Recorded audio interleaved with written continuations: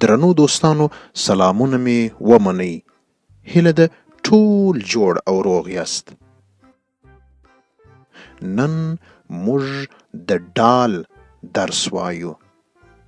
ډال د پښتو الفبا 15 توری دی. ډال د ډ آواز ورکوي او په انګلیسي کې په ډي لیکل کیږي. ستاسې دال په یاد دی؟ له دال څخه دروازه راتله.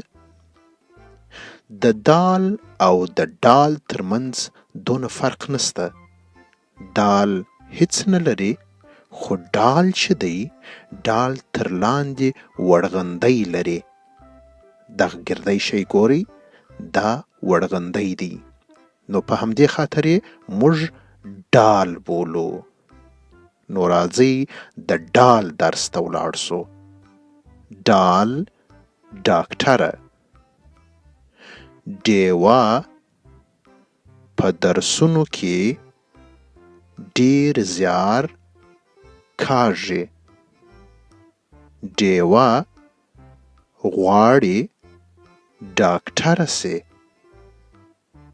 تاسو ګورئ دا ښځه، د دې نوم ډیوه دی او دا په کتابخانه کې ناسته ده او درسونه وایي، غواړي چې ډاکټره سي. اوس نو تاسو دا دوې جملې زما سره تکرار کړئ. ډیوه په درسونو کې ډیر زیار کاږي. ډیوه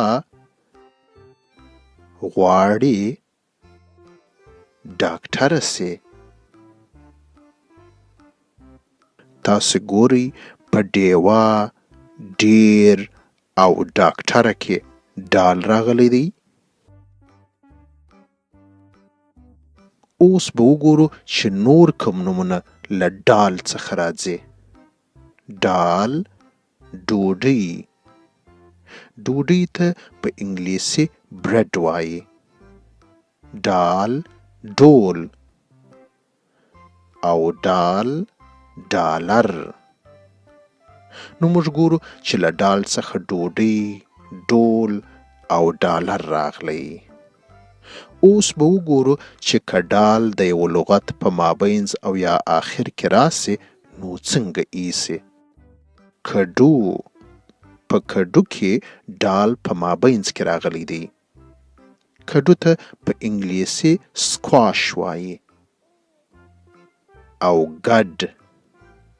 په ګډ کې ډال په آخر کې راغلی دی. ګډ ته په انګلیسي مکس وایي.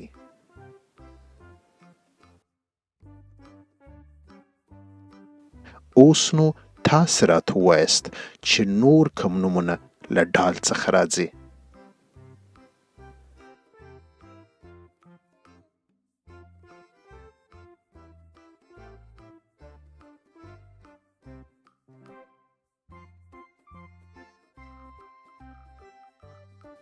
آفرین. well done. دا درس به په خپلو کتابچو کې ولیکئ او خپل مور پلار ته به یې ښکاره کړئ.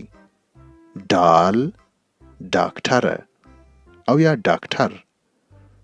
ډیوه په درسونو کې ډیر زیار کاږي.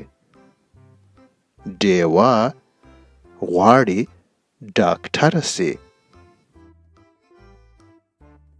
تر بیا مو پر خدای سپارم، په مخه مو شه.